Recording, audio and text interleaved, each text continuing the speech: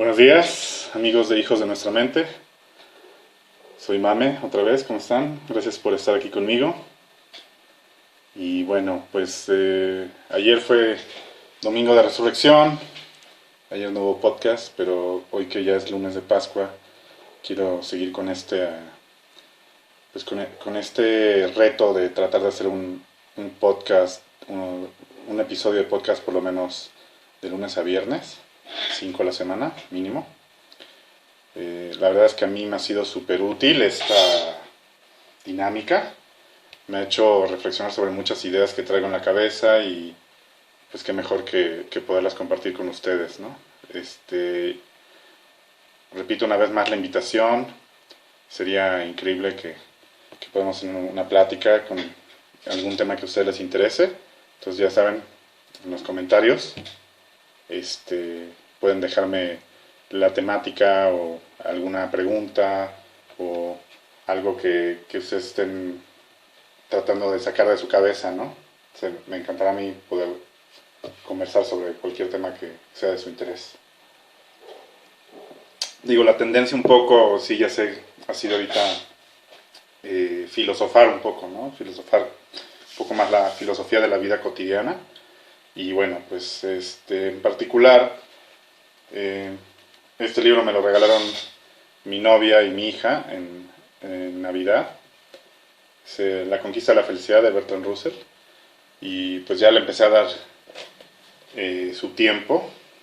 Es un libro de ensayo básicamente sobre la felicidad y pues me hizo pensar bastantes cosas sobre el tema de la felicidad, ¿no? Que hoy en día está tan en boga. A cada rato escuchamos de los indicadores de felicidad de los países y escuchamos distintas mediciones en las cuales nos dicen cuáles son los países con mayor felicidad en el mundo, ¿no? Y bueno, la felicidad en mi caso siempre ha sido un tema extraño. Yo sí soy totalmente ese tipo de persona que literalmente cuando se pregunta si es feliz, deja de serlo, ¿no? Y, y creo que pues eso es algo, uno de los factores de la felicidad, ¿no? La felicidad es una especie de ignorancia, ¿no?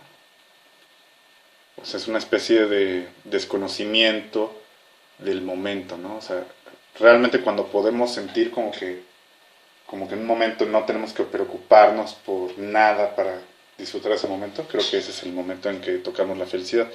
Y bueno, siempre se ha dicho también que la felicidad es un camino, o sea, la felicidad es el camino, no es el horizonte. Hay varias interpretaciones de lo que puede ser la felicidad, ¿no? Justo el otro día veía un documental sobre el tabaco en África y en Malawi un empresario británico, que es el que conduce este documental, eh, hablaba sobre cómo las cigarreras han creado toda una industria a través de la distribución de cigarros y de manera informal con los niños en África, ¿no? Así que literalmente las cigarreras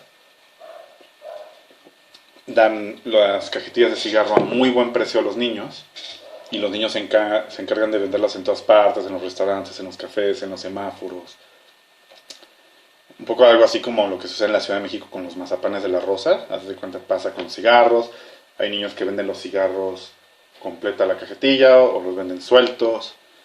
Y pues en un momento este empresario que conduce este documental se entrevista con unos niños y les pregunta, los niños se ven felices, ¿no? Y les pregunta, ¿por qué tanta felicidad? ¿No? Y dicen, no, pues es que nosotros sacamos dinero para sobrevivir con estos cigarros, pero al mismo tiempo también disfrutamos del cigarro y los niños están fumando, ¿no? Entonces es impresionante cómo los niños pues se vuelven adictos al cigarro y al mismo tiempo son los traficantes del cigarro más comunes en países como Malawi, ¿no? Entonces, esa felicidad, ¿no? O sea, la felicidad de esos niños, pues también es algo que cuestionar, ¿no? Este, un poco como yo recuerdo mi padre, que era un gran fumador, como algunos de ustedes recordarán, Él llegaba a fumar 3 o 4 cajetillas al día, ¿no? Y, y, y no, no es, o sea, es innegable que cuando estaba fumando era feliz, ¿no? Porque, digo, yo recuerdo de niño íbamos a fiestas infantiles, a fiestas familiares, y en el momento en que mi papá se le acababan los cigarros era cuando se ponía de malas, se quería ir de la fiesta. Entonces a veces si nos gustaba la fiesta, nos ofrecíamos a ir a comprar más cigarros para quedarnos. Si no nos gustaba la fiesta, pues de plano no le comprábamos para irnos, ¿no? Entonces así era un poco la dinámica con él, ¿no? O sea, pero sí estaba muy ligada su felicidad, su tranquilidad al hecho de su adicción al cigarro, ¿no? Entonces, pudiera ser que, o sea, que hay felicidades que pueden surgir de las adicciones, ¿no? Y son cuestionables si, o sea, si son benéficas o no, ¿no? Y, este, bueno, pues algo de lo que menciona Bertrand Russell en su libro es, es sobre la felicidad de los animales, ¿no? Que los animales necesitan muy poco para ser felices, ¿no? Un perro puede necesitar unas caricias, puede necesitar comida y con eso mueve la cola, ¿no? ¿Cuántos no hemos visto videos de esos videos de TikTok o de YouTube o de esos videos que se comparten en Facebook de un perro de la calle que vive huraño, agresivo, lleno de sarna, y de repente es recogido por un albergue y colocado con una familia y sufre una transformación total, ¿no? Al recibir cariño y amistad de sus nuevos amos y se convierte en un ser alegre, ¿no? Con muy poco, ¿no? Y bueno, yo a veces me pregunto si no es a veces un poco también lo que los humanos necesitamos, ¿no? Muchas veces, eh, incluso en esta pandemia me ha pasado, ¿no? O sea, que a veces no me siento ser humano por no poder salir de compras, ¿no? Y sí, suena súper superficial, valga la reiteración, pero sí, ¿no? Uno se siente como que si no puedes salir a gastar tu dinero, no puedes ser feliz, ¿no? Como si una de nuestras metas o finalidades en la vida fuera poder gastar, ¿no? Y pues sí, ¿no? En esta pandemia creo que todos hemos aprendido a encontrar alegría en otras cosas, ¿no? Por ejemplo, a mí me produce bastante alegría la vista de las plantas, de los árboles, de la vegetación, ¿no? Aquí por la ventana del estudio. El salir a caminar, ya lo disfrutaba antes, hoy es indispensable, ¿no? Caminar mínimo 20 minutos al día. Me ha alegrado mucho ver que mi madre y sus amigas le han encontrado ese placer también, o sea, dejaron de usar los carros, los Ubers, para moverse por su barrio, caminar en el parque. Mi mamá en esta pandemia yo creo que ha caminado al Parque de los Venados, que es el que le queda cerca de su casa, como nunca lo había caminado, ¿no? Y la verdad es que esa es una de sus alegrías del día, ¿no? Y bueno, eso me lleva un poco a una de las reflexiones de Bertrand Russell, ¿no? Que dice que cuando uno empieza a interiorizar y a pensar en su propia felicidad, y a veces uno no encuentra felicidad, ¿no? O suficientes motivos para ser alegre, ¿no? Y él nos sugiere hacer la reflexión y precisamente salir a caminar y encontrarnos con conocidos y amigos de nuestra localidad. Ese era el contexto en el que él vivía, yo creo. Obviamente el contexto urbano es otro, pero dice frecuentar amigos, familiares y realmente cuestionarnos, observándolos, si ellos son felices, ¿no? Y nos invita a aprender el arte de leer los rostros, ¿no? Y hacernos más receptivos a los estados de ánimo de los demás. Y bueno, a mí me recuerda un poco a lo que hoy en día son las redes sociales, el Facebook, el Twitter, que en realidad sí son, el Instagram, en realidad sí son una especie de paseo por nuestro barrio electrónico, al que literalmente entramos a ver lo que los otros comparten. Muy pocos son los que comparten contenido en estas redes sociales y por el contrario, queremos ver lo que los otros comparten y a manera de voyerismo, literalmente hacemos esto de leer los rostros que nos sugiere Russell Y, y creo que es algo de lo que más causa depresión en estos tiempos, ¿no? Porque no estamos viendo el verdadero rostro de alguien, ¿no? Estamos viendo su rostro, su perfil creado. Ahora sí que esa frase de que nadie se ve tan bien como en su perfil de Facebook, ni tan mal como en su licencia de manejo, es totalmente real, ¿no? O sea, en Facebook la gente da su mejor cara, su cara más alegre, nos comparten las fotos de sus hijos, de sus familias, de sus fiestas, de sus triunfos. Obviamente siempre son fotos elegidas, la mejor foto posible, y entonces se vuelve algo totalmente falso, ¿no? Pero, pero nuestro subconsciente no registra eso, ¿no? Nuestro subconsciente, aunque conscientemente sepamos que puede ser falso, subconscientemente nos comparamos con ello, ¿no? Y entonces este ejercicio de Russell, de salir a leer el rostro a la calle de una persona real, pues no funciona, ¿no? O sea, funciona en nuestra contra, ¿no? O sea, comparamos nuestro sentir real con el perfil falso del otro, ¿no? Y, y pues obviamente yo creo que genera depresión, ¿no? Y entonces por eso es que nos volvemos adictos a recibir likes, ¿no? O sea, este voto de reconocimiento de los otros que encontramos en las redes sociales genera cosas en nosotros. Se ha registrado que genera dopaminas, las cuales son súper adictivas, ¿no? Entonces mucha gente por eso cuestiona el uso de las redes sociales en menores, que son mucho más sensibles a hacerse adictos a estos químicos cerebrales como la dopamina, ¿no? O sea, imagínense un niño de 7 8 años que desde pequeño está en una red social y que desde pequeño se conduce de manera que está buscando la aceptación y aprobación de los otros, y además está aprendiendo a ver los perfiles falsos de otras personas.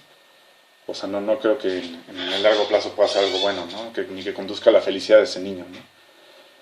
Eh, y en particular yo creo que ese debería ser el eslogan de Facebook. Debería ser, pregúntate si los otros son felices, ¿no? Pregúntate, no te preguntes si eres feliz, pregúntate si los otros son felices, ¿no? Y es bastante lamentable, ¿no?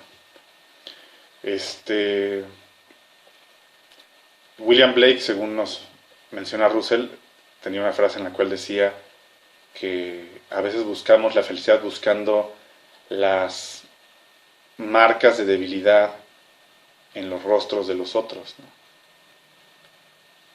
Y bueno, entonces imagínense si esas marcas de debilidad no existen, ¿no? Y sí, nos replanteamos otra vez. Pregúntate si eres feliz y dejarás de serlo, ¿no? El Facebook nos invita todo el tiempo a preguntarnos si somos felices, y si somos tan felices como esos otros, y a menos que logremos crear un perfil que nos enorgullezca, muchas veces dejamos de serlo, ¿no? Y de eso nos lleva a pensar un poco sobre la felicidad y el humor, ¿no? Esa relación que hay. El humor se dice que es lo que sucede cuando conectas con otra persona el conocimiento de, de no estar sufriendo una desgracia ajena, ¿no? O sea, casi piensan cualquier chiste, el que quieran, el que se les ocurra, casi siempre es sentir el alivio de, de no estar en la situación de otro, ¿no? O sea, y no sé, hagan una lista de los 10 chistes que más los han hecho reír y pregúntense si quisieran estar en la situación del protagonista del chiste, ¿no? Y generalmente estoy casi seguro que no lo desearían, ¿no? Entonces sí, digamos que la felicidad y el humor es saberse en mejor situación que el otro, ¿no? Y sí es la máxima del chiste, ¿no? Reírse de la desgracia ajena por sabernos a salvo de ella, ¿no? Y bueno, ahí Russell tiene también algo que decir, habla sobre la felicidad de los pobres, que en cierta forma la felicidad de la pobreza es un poco la revancha contra la riqueza, ¿no? Y me hace pensar a mí también en la felicidad que nos produce el ver triunfar al débil sobre el poderoso, ¿no? O sea, un poco como lo que recuerdo en mis primeras lecturas bíblicas me producía el leer, por ejemplo, a David derrotando a Goliat, ¿no? o Sansón, ¿no? Que era poderoso, pero tiene que estar ciego y debilitado, amarrado, encadenado, para convertirse en un ser débil y después triunfar, ¿no? Y que eso nos produzca alegría, ¿no? O sea, estos sentidos de estas historias bíblicas, pues están en todas las historias de superhéroes, ¿no? Superman, el ser todopoderoso, tiene que morir para poder volverse, para podernos volver a producir la alegría de su triunfo, ¿no? Y pues, o Jan Valjean, ¿no? Es un ser que vive en la persecución constante, con el temor de ser capturado, pero al mismo tiempo se da tiempo de rescatar a los más miserables, ¿no? Entonces, no sé, estos personajes arquetípicos casi siempre nos producen esa alegría, ¿no? Por su ahora sí que su arrojo a pesar de la adversidad, ¿no? También nos platica Russell que para el hombre común y corriente, para el hombre que trabaja de lunes a viernes, quizás la alegría más accesible sea la de salir de trabajar e irse a besuquear o a beber alcohol a alguna fiesta. Y él platica en particular de, de un viaje a Nueva York en el que había un festival callejero y que las personas más alegres eran un grupo de gente afroamericana, que era indudable que eran los más felices, pero al mismo tiempo tenían prohibido el ser así de felices, ¿no? Todavía en esa época, al grado que fueron detenidos por la policía, ¿no? Y, y bueno, Russell dice aquí en La Conquista de la Felicidad que él quisiera escribir algo que fuera realmente un cambio social, ¿no? Como una felicidad que fuera producto del cambio social, como universal, o sea, que permitiera universalizar la felicidad, abolir la guerra, abolir la explotación laboral, abolir esa educación que nos vuelve crueles o que nos hace temerosos, ¿sí? Pero dice que pues él no ambiciona tanto, ¿no? Que él no, en realidad no sabría cómo lograr eso en un libro como este. Y pues que incluso, ¿no? Enriquecer a todos, pues no, quizás no nos salvaría de la felicidad, ¿no? Pues los ricos también son tristes y desgraciados, ¿no? Y él lo sabe primero que nadie, pues porque él nació en cuna de oro, él viniendo de una familia de aristócrata, no nació feliz, ¿no? Él no menciona aquí por la razón, pero bueno, sabemos, sabemos que él fue huérfano a temprana edad y educado por sus abuelos. Entonces él se reconoce que no nació feliz. Dice que su himno de su juventud era una canción triste que hablaba sobre el peso del mundo y cómo lo agobiaban sus propios pecados, ¿no?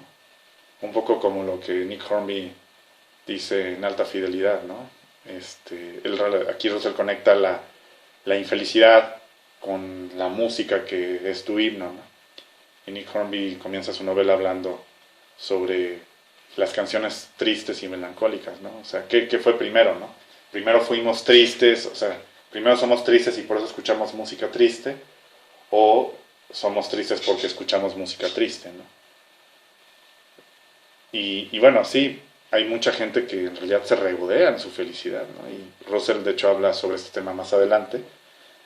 Pero en particular es interesante ese tema que él menciona en esa canción que él escuchaba, que era su himno, que era la parte en la que él habla que se agobiaba por el peso de sus pecados, ¿no?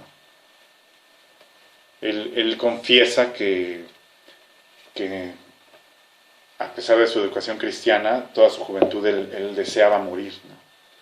Tenía un deseo profundo por la muerte, que solo era, ahora sí que, submanado por su deseo mayor de aprender las matemáticas, que eran su pasión desde la juventud, ¿no?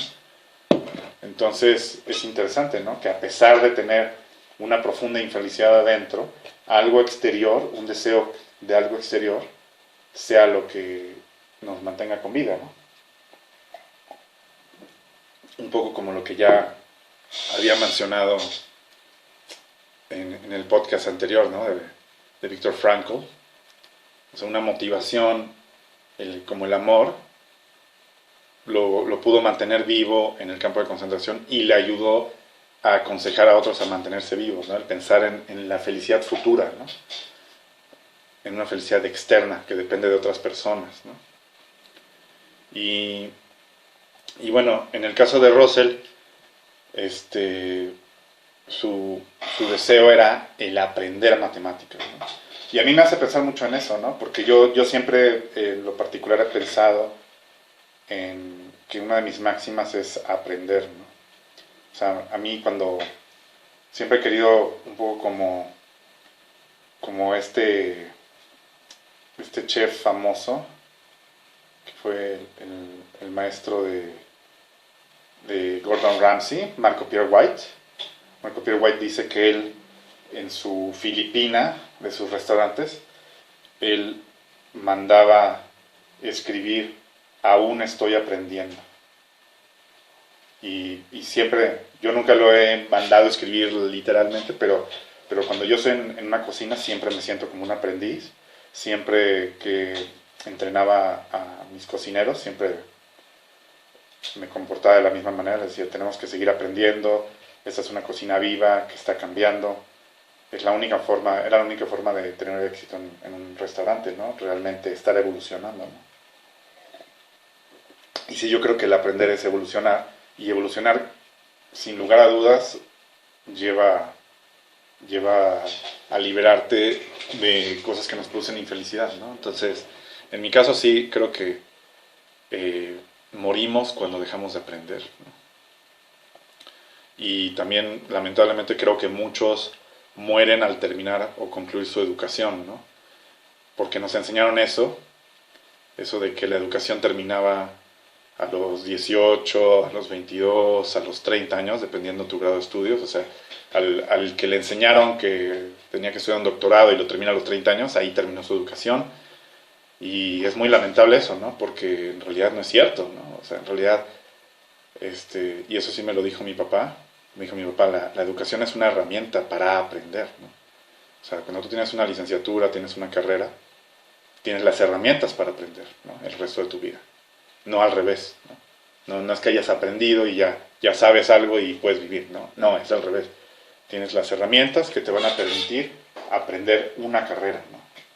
Y es obvio, ¿no? O sea, ¿cuántos ingenieros recién titulados no llegan a una empresa y quieren enseñarle a personas que tienen menor grado de estudios cómo hacer las cosas y a personas que tienen 30 años haciéndolas, ¿no?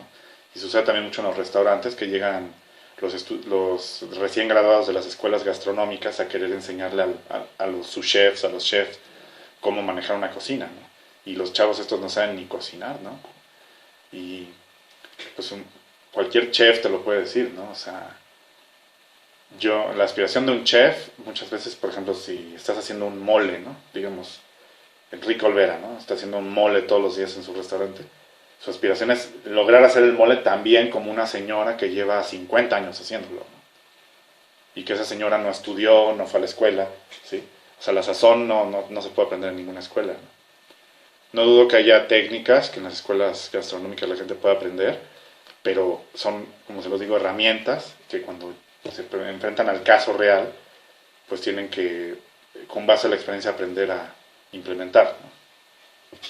Y así ocurre con todas las disciplinas en general, ¿no? O sea, nadie le soltaría su empresa o su negocio a un recién graduado en una carrera que no tiene experiencia laboral, ¿no? Sería absurdo, ¿no? Y bueno,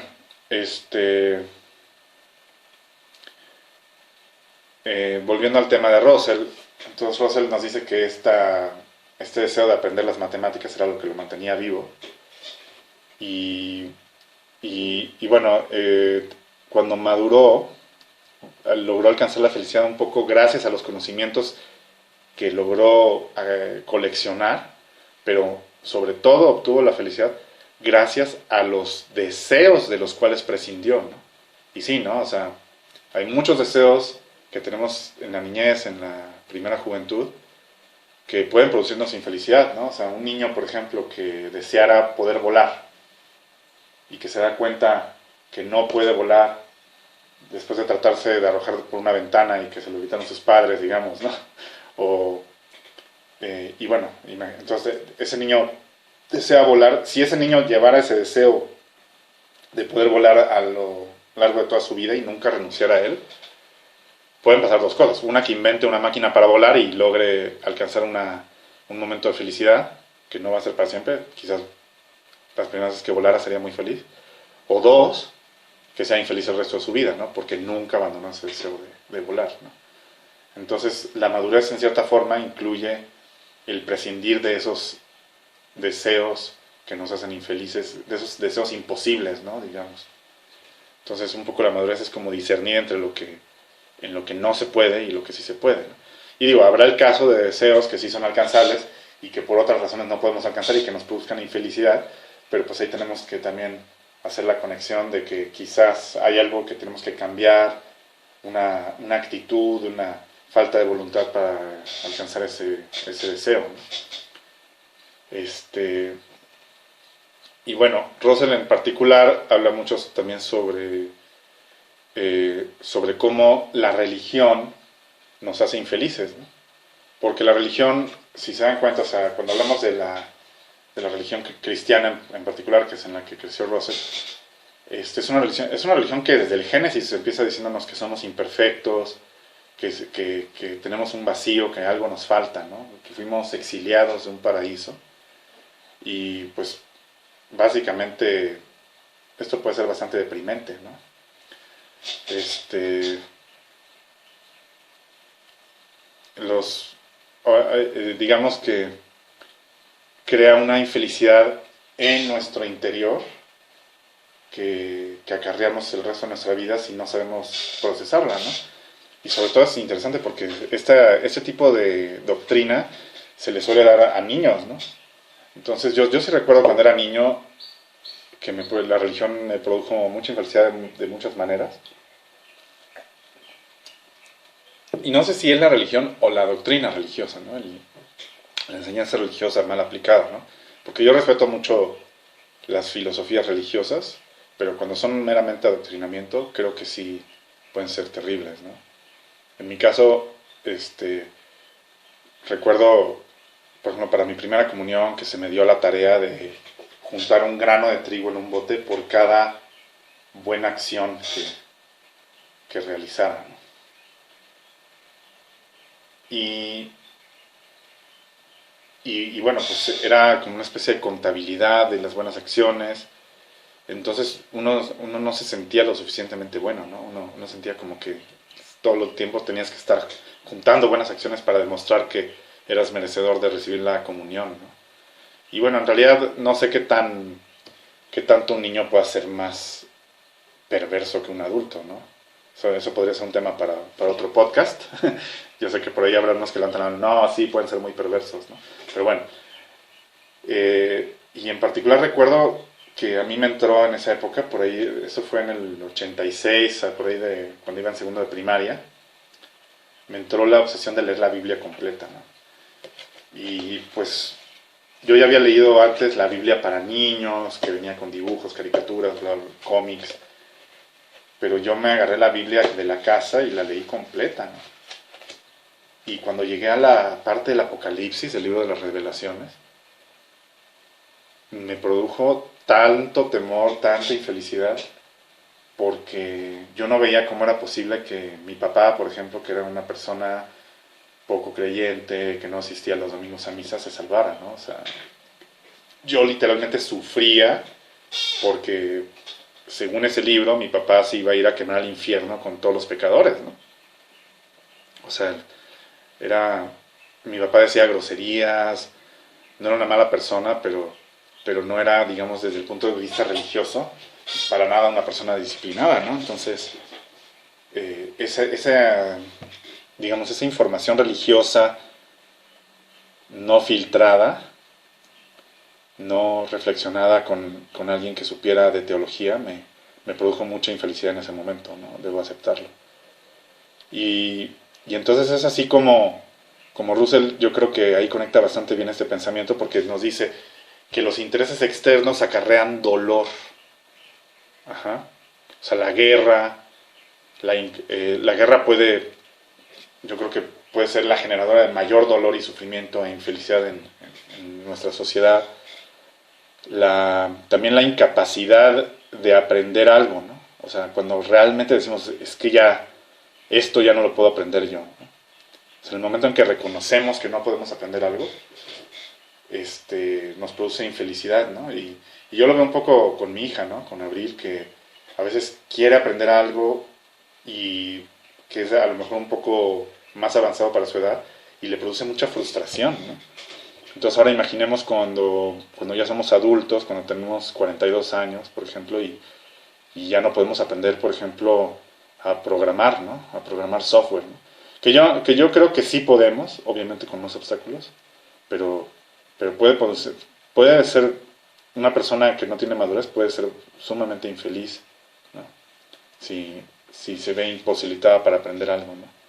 Obviamente, eh, la muerte de los seres amados, como por ejemplo cuando murió mi papá hace casi 4 años, este año se van a cumplir 4 años, es muy infeliz, ¿no? Trae mucha infelicidad y tiene ahí algunos destellos de celebración también de la vida de las personas, pero por ejemplo la muerte de un ser amado, que un niño por ejemplo, pues súper dolorosa, ¿no? No es lo natural que un niño muera antes que sus padres. Entonces yo por ejemplo si muriera mi hija no me imagino siendo feliz en mucho tiempo, ¿no? Eh, y bueno, ese tipo de sufrimientos, dice Russell, que pueden destruir la esencia de la vida. Este, puede en algunos casos, ¿no? O sea, como les dije, ¿no? O sea, muere tu hija, muere tu hijo, infante, en una tragedia. Yo creo que sí, el trauma puede destruir la esencia de la vida por muchos años, ¿no? Te vas a recuperar, ¿no? Pero sí, sí puede ser terrible, ¿no? En cambio, la muerte de mi padre, por ejemplo, murió casi de 80 años, casi a punto de cumplir los 80 años. No destruyó la esencia de mi vida, al contrario, creo que me hizo reflexionar mucho, me hizo reenfocarme, ¿no? Entonces sí me produjo una gran tristeza por varios meses, pero de ninguna manera cambió la esencia de mi vida, ¿no? Sobrevivir por ejemplo, a esta pandemia seguro cambia de alguna manera la esencia de nuestra vida, pero no de una manera que nos vuelva más infelices. Yo creo que cuando pase esta pandemia, al contrario, vamos a recuperar la felicidad, ¿no? Y así, ¿no? Así sucede con las causas de infelicidad externas en general, ¿no? O sea, pueden, pueden afectarnos, pero no cambiarnos internamente, ¿no?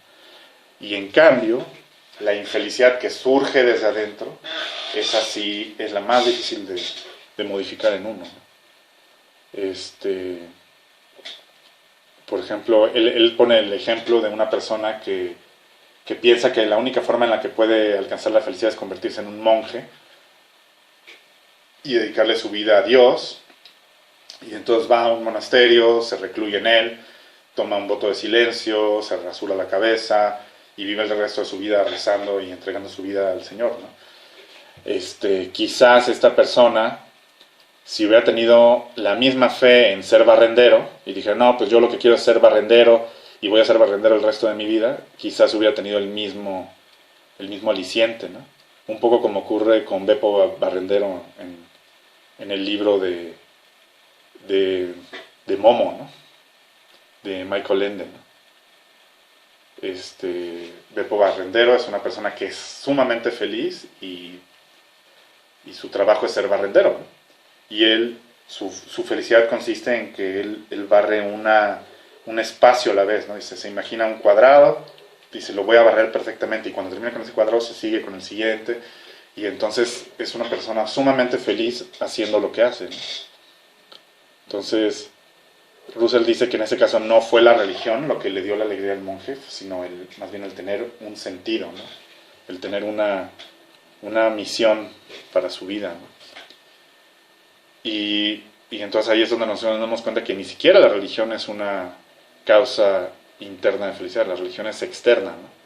O sea, la fe de Beppo Barrendero en su escoba, o la fe del monje en su Dios, es una causa externa, no viene desde adentro. Por más que nos hagan creer las religiones, que la religión viene desde adentro, que recibes a Dios en tu interior, la realidad es que el interior, el verdadero interior está todavía más profundo, más adentro, ¿no? Entonces, y esa nunca la vamos a poder cambiar, ¿no?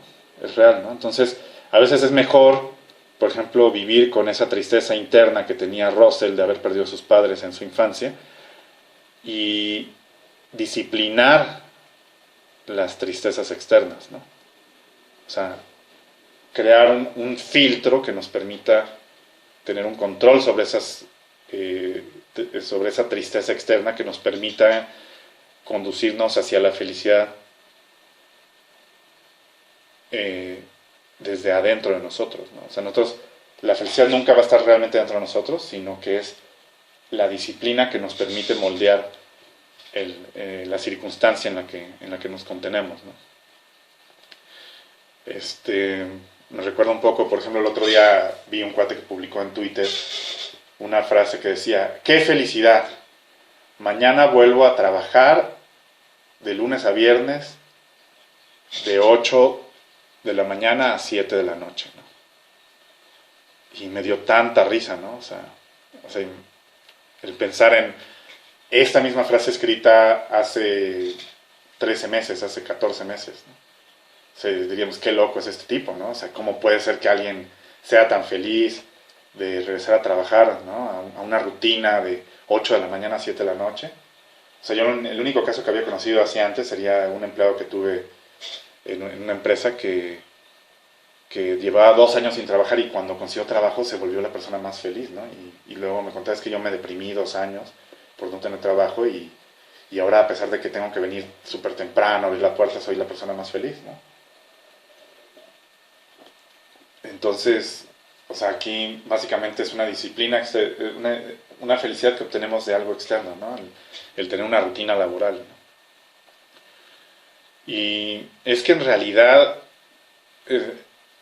me hace preguntarme eso, ¿no? O sea, la infelicidad suele ser proporcional a la incertidumbre, ¿no? O sea, este amigo Paul Jane, así se llamaba, este cuate que trabajó conmigo, que no había trabajado en 2 años, en realidad lo que lo amargaba, lo que lo entristecía en su desempleo era la incertidumbre de cuándo iba a volver a trabajar, ¿no? Entonces, y sí, ¿no? O sea, yo me acuerdo que alguien una vez me decía que, según los hindús, las 3 cosas que producen más infelicidad son no comer, querer comer y no poder comer, amar y no ser correspondido, pero la peor de todas es esperar a alguien y que no llegue. Y sí, ¿no? ¿Cuántos no hemos estado, por ejemplo, que tuvimos una cita con alguien, nos queremos de ver en un lugar, abajo del reloj en la estación de Zapata, digamos, y estuvimos horas y horas esperando y no llegó esa persona? O cuántos no esperamos a nuestros padres afuera de la escuela hasta que y que ellos llegaban tarde, y que uno se imaginaba que les había pasado algo a los padres, ¿no? Y yo recuerdo en mi niñez esos momentos súper angustiosos, ¿no? De una gran angustia al estar esperando a mi madre, que probablemente estaba atrapada en el tráfico y por eso no había llegado, ¿no? Y pues sí me hace pensar en cuántas veces no la certeza de una pérdida produce más felicidad que la incertidumbre de una ganancia. La certeza de algo perdido produce más felicidad que la incertidumbre de algo que vamos a ganar, ¿no? O sea, terminamos un trabajo, estamos esperando que nos paguen, y pasan los meses y no nos pagan, y eso nos produce mucho más angustia que el que supiéramos que ya nos van a pagar.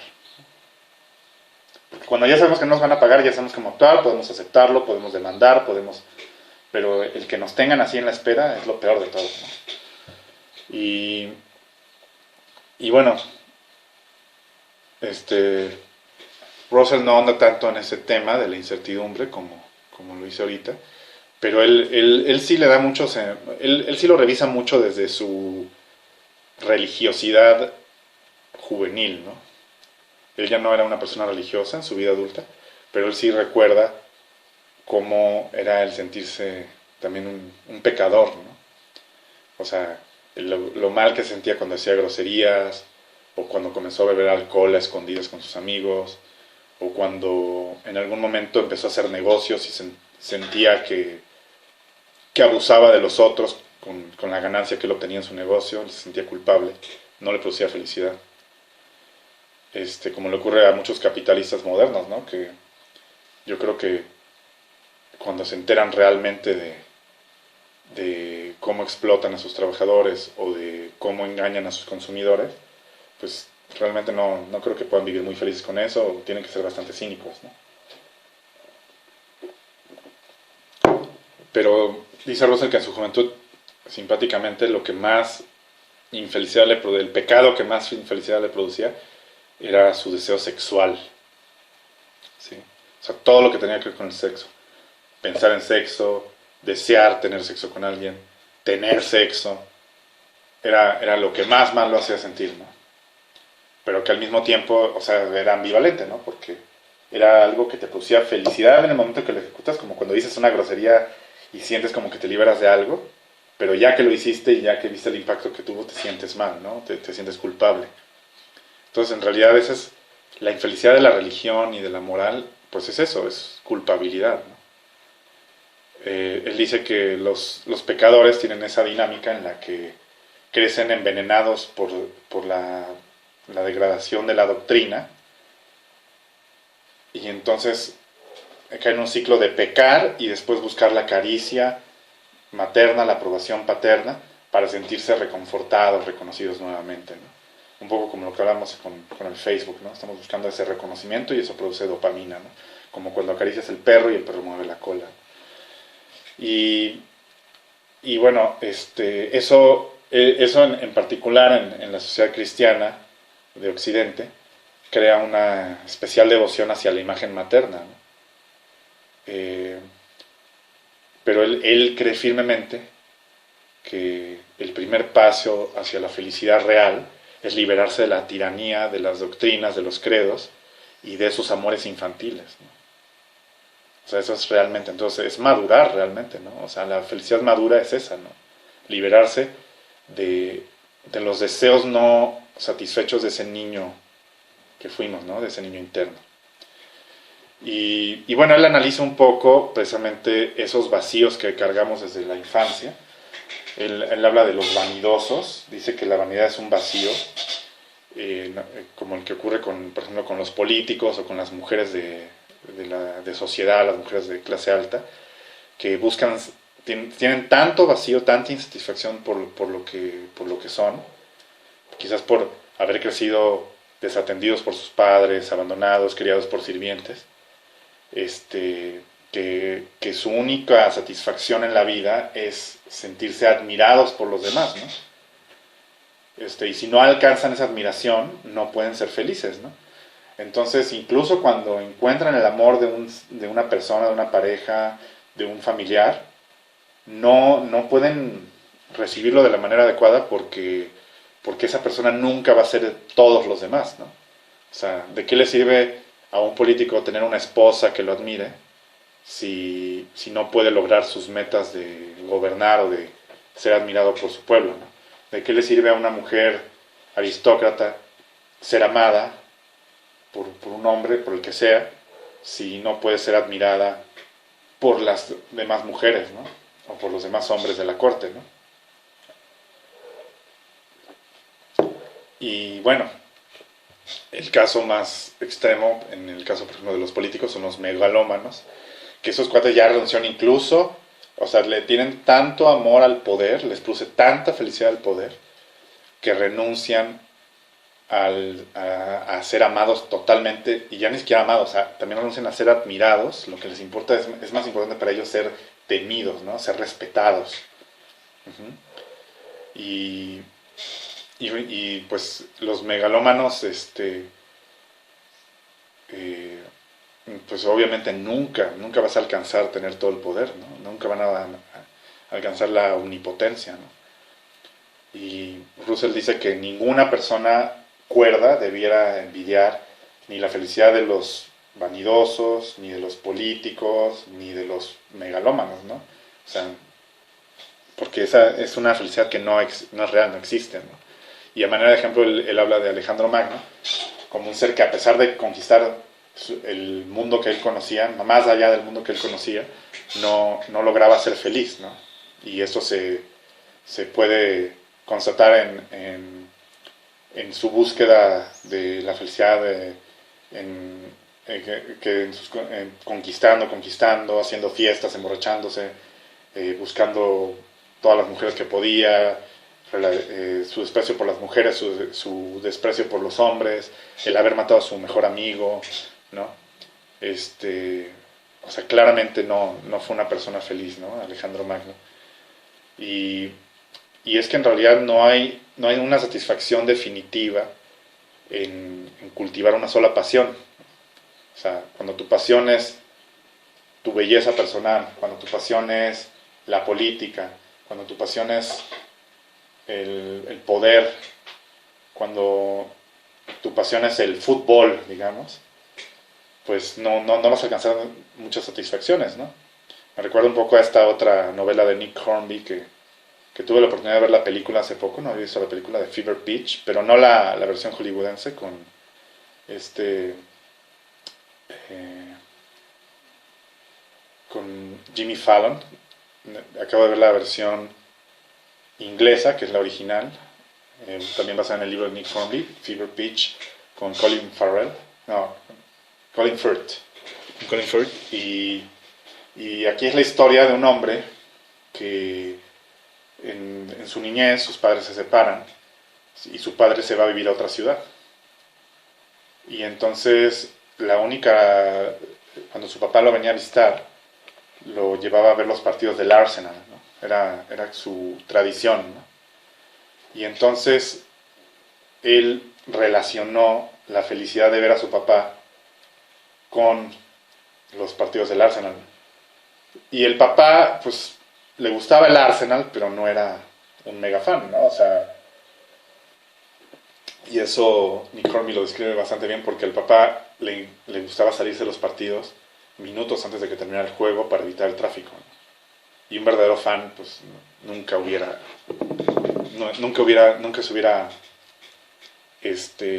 salido antes de terminar el juego, ¿no?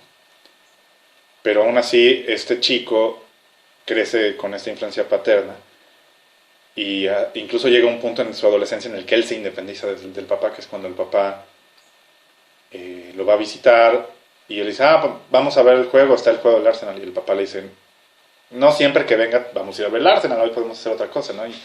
Y él decide ir solo al juego del Arsenal sin el papá, ¿no? Entonces ya se había vuelto más importante su pasión por este equipo, el Arsenal, que, que realmente ver a su padre, ¿no? Y pues esto, o sea, la felicidad ligada a las pasiones es algo muy interesante. Creo que está muy bien tratado también en esta película de Campanella, la del secreto de sus ojos. O sea, donde nos dicen que una persona puede cambiar de casa, de todo, pero no puedes cambiar de pasión. Pues sí, una persona que tiene una sola pasión, como dice Russell, no tendrá ninguna satisfacción real, ¿no? Pues en todas las demás va a sentir un vacío, ¿no? Y bueno, él sí, realmente Russell cree que, por ejemplo, un megalómano, un vanidoso, un político que solo tienen como pasión el poder, la belleza personal, la imagen personal, el poder político, generalmente son resultado de una humillación excesiva en la infancia, ¿no? Como él narra, Napoleón, por ejemplo, por ser un huérfano de padre en una escuela militar y siendo el único becado, era bulleado literalmente por sus compañeros. Además, como se presume de baja estatura, pues era abusado por sus compañeros. Y finalmente, cuando en sus diarios Napoleón habla de el momento en el que cuando ya se convierte en el emperador, él autoriza el regreso de los emigrantes franceses, y entre ellos venían un grupo de compañeros suyos de la escuela que lo vienen a saludar y se arrodillan ante él, ¿no? Y que ese fue uno de los momentos de mayor felicidad y de triunfo para Napoleón, ¿no? El ver a sus compañeros de la infancia, sus bullies, sus abusadores, reclinarse ante él, ¿no? Pero siendo un megalómano, como dice Russell, a Napoleón no le bastó con ver a sus bullies arrodillarse ante él. Quiso seguir y seguir acumulando poder, al grado que su mayor deseo se convirtió en que un zar se reclinara ante él, ¿no? Y eso fue lo que lo llevó al exilio en Elba, ¿no? En la isla de Elba. Entonces, buscar la omnipotencia, en el caso de Napoleón, es un ejemplo de cómo la búsqueda de una sola pasión en la vida nos conduce a la muerte en la vida, ¿no? A la infelicidad. Y sí, la infelicidad psicológica, se puede decir que es una infelicidad psicológica la que describe Russell, que es básicamente una privación temprana de la satisfacción normal, que nos lleva a darle un valor único por encima de cualquier otra satisfacción, y lo convierte en un objetivo de la vida, ¿no? Como ocurrió también en el caso de este personaje de Fever Pitch de la novela Nick Hornby, ¿no? Que el no tener la satisfacción de tener a sus padres juntos lo condujo a buscar la satisfacción convirtiéndose en el fanático del Arsenal, ¿no? Y sobre todo, pues el Arsenal en esa época, cuando lo escribió Nick Hornby, pues era un equipo un poco como el Cruz Azul, que tenía décadas sin haber ganado un campeonato. Entonces imagínense lo frustrante que era ser fanático de un equipo como este, ¿no? Un poco, tengo un amigo, por ahí no voy a decir su nombre, pero él sabe quién es, que es mega fanático de los 49 de San Francisco, y ahorita tienen casi 30 años sin ganar un campeonato, un Super Bowl, y pues sí, creo que él debería ver esa película Fever Pitch, se va a sentir altamente identificado. En fin,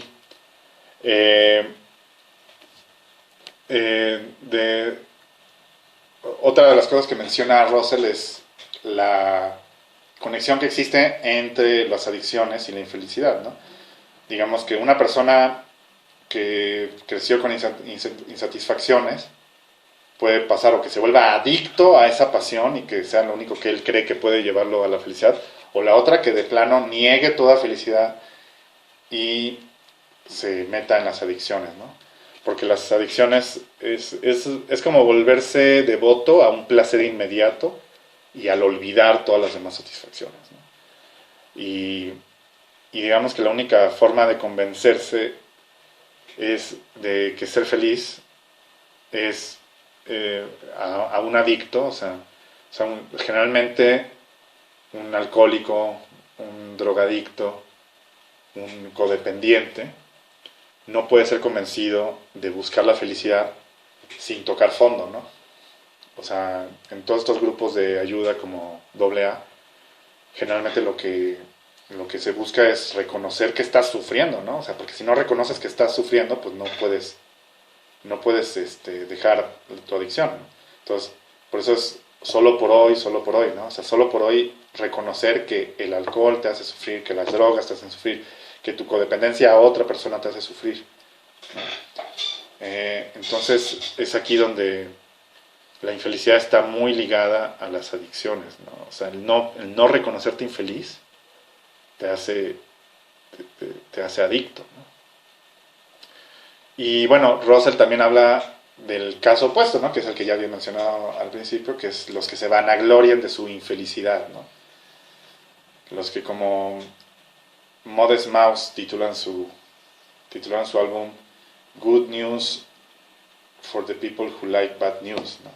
O sea, estas personas que adoran las malas noticias, que adoran la infelicidad, que es parte de su cultura, ¿no? Un poco como los emos, como los darks, que encuentran en la melancolía mayor placer que en la felicidad misma, ¿no?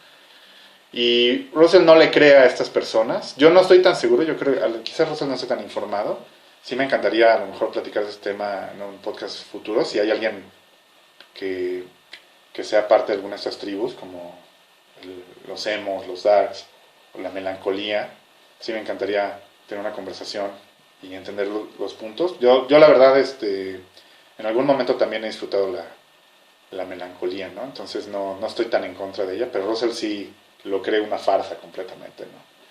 Él le llama la falsedad de los felices infelices, ¿no? Este, y en particular nos da varios ejemplos, ¿no? Entre ellos Lord Byron, parece que fue un gran defensor de ello. Y bueno, pues Lord Byron también nació igual que Russell en cuna de oro. Entonces, como que es fácil vanagloriarte de tu infelicidad cuando lo tienes todo, ¿no? O sea, pero en sí, bueno. Eh, lo que dice Russell es que en realidad, por ejemplo, Lord Byron habla en algunos momentos habla de que el mundo no da más alegrías que las que quita con las ideas, ¿no? O sea, Byron habla de la imposibilidad de ser feliz realmente cuando tienes conocimiento, ¿no? Y Russell dice que no, ¿no? Dice que, Russell dice, el sabio es todo lo feliz que le permite su circunstancia, ¿no? Si contemplar algún aspecto del universo puede ser doloroso, puede producirnos infelicidad, el sabio sabe elegir otra cara del universo que, que sea positiva, ¿no? Que sea alegre, ¿no? Y entonces es un poco como lo que ya se habla en estos días de la ignorancia selectiva, ¿no? O sea, de economizar lo que sabemos, lo que conocemos, es una manera sabia de ser feliz, ¿no? O sea, y me recuerda un poco, ¿no? A esta anécdota cuando Vicente Fox, el primer presidente panista, se encontró aquí en México, se encontró con una señora que se quejaba de la situación del país y Fox le dijo, señora, deje de leer, ¿no? Deje de leer, leer solo la va a hacer más infeliz. Y fue sumamente criticado, ¿no? Y pues la verdad es que sí es totalmente criticable, ¿no? O sea, en realidad no es dejar de leer, ¿no? O sea, porque Fox está invitando ahí a la gente, sean ignorantes, vuélvanse ignorantes y serán felices, ¿no? Y no, sí, o sea, creo que la peor forma de ser feliz es ser ignorante, ¿no? La manera más sabia de ser feliz, como dice Russell, es economizar la ignorancia. Sí, ok, ya, ya sé que en África los niños están muriendo de inanición, de hambre. No, yo estoy a miles y miles de kilómetros de África. Me es imposible actuar global y salvar a esos niños, ¿no? Entonces, ¿qué hago? ¿Los ignoro? ¿Y eso me va a hacer feliz? ¿O no es tanto ignorar, ¿no? Es más bien es elegir en qué te enfocas, ¿no? O sea, no me voy a enfocar en esos niños, me voy a enfocar en los niños que están aquí en la Sierra de Puebla, que también están pasando hambre y a lo mejor sí puedo hacer algo por ellos, ¿no? Y eso te puede producir alegría, ¿no? Y bueno, de hecho Russell dice que atribuir las penas a una visión particular del universo es poner el carro delante de los caballos, ¿no? O sea, no vas a llegar a ninguna parte, ¿no? También Byron analiza mucho los textos bíblicos que se atribuyen en algunos casos a Salomón, como es el caso del Eclesiastes. Hay una sección donde en uno de los cantos se dice que dichosos son los que nunca vivieron y no nacieron para conocer el mal bajo el sol. Entonces, lo podemos ver un poco como un canto melancólico, como encontrando más dicha en el no existir, como cuando el niño dice, ojalá nunca hubiera nacido, le dice a sus padres, ¿no? Y así serías más feliz, ¿no? O lo podemos ver desde el otro punto de vista, ¿no? O sea, los que nos arriesgamos a vivir, los que estamos aquí viviendo el día a día, pues sí, vamos a fracasar, vamos a encontrar momentos difíciles, ¿no? Sí, un poco como la frase, eh, solo quien nunca ha arriesgado algo jamás ha perdido algo, ¿no? Este, sí, o sea, básicamente si nos arriesgamos a vivir, si digo, independientemente si lo decidimos o no, estamos aquí viviendo la vida, pues vamos a encontrar momentos infelices en la vida, ¿no? Entonces creo que en ese caso, ese canto, pues sí es un canto que en cierta forma, aunque no lo parezca, está celebrando el vivir, ¿no? Está celebrando el que sí, o sea, hay infelicidad en la vida. Ajá. Aunque Russell, obviamente, desde el punto de vista de la religión, pues sí, más bien lo ve como algo, lo ve como un príncipe, como Salomón, hijo de David, que, que teniéndolo todo no podía disfrutarlo, ¿no? Incluso hay otra parte en ese mismo texto del Eclesiastes donde Salomón dice que donde hay mucha ciencia, hay mucho dolor